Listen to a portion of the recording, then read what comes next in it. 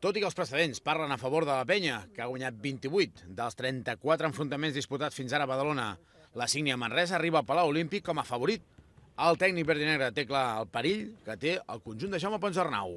Porta una dinàmica molt bona, els dos últims partits guanyats amb el camp del Caja Laboral i de més de 10 punts i quasi de 20 a l'Unicaja, si estàs malament no ho fas, no?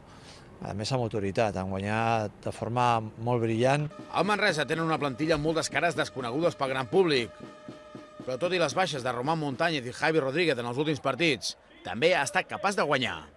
S'han reinventat una mica, han perdut a Montañez i a Javi Rodríguez i aleshores estan jugant amb gent molt gran, molt atlètica, amb molta confiança en el que estan fent, un equip sòlid. Ofi a Joventut intentarà aconseguir una cosa mai vista encara aquest curs: guanyar 2 partits seguits. Sembla senzill, però la penya sap de la dificultat de fer-ho aquesta temporada.